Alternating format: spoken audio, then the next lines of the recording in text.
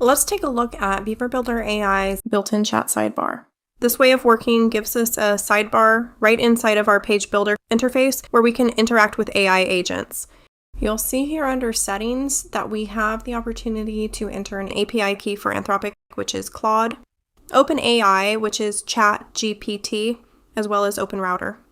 An OpenRouter is an interface where we can have access to multiple LLMs. Also worth noting, you'll see down here we have the opportunity to connect to an Unsplash account. For this lesson series, I am going to just stick to Claude.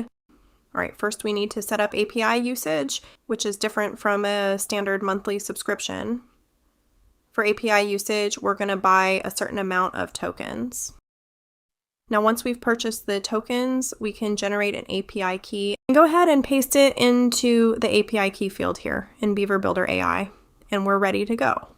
So start with a blank page, and before we build it out, I want to show you this module here, the custom module, and this is what is going to contain our AI content. We're going to have a bunch of custom modules on our page when the AI agent is done.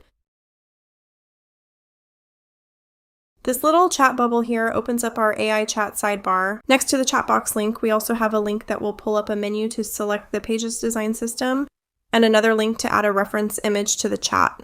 I'm going to add a short prompt to get a style guide put together. Take a look at our page.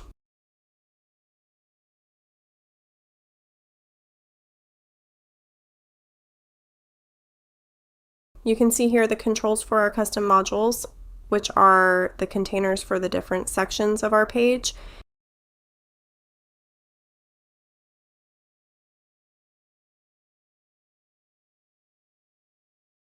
And all of these elements within the page also have controls to move them around and change the appearance.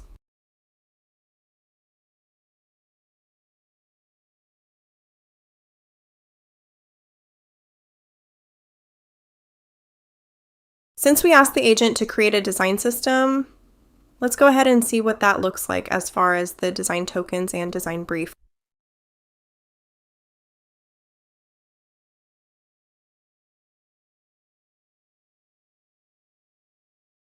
Now, if we create a new page, we have this design system available to use on new pages.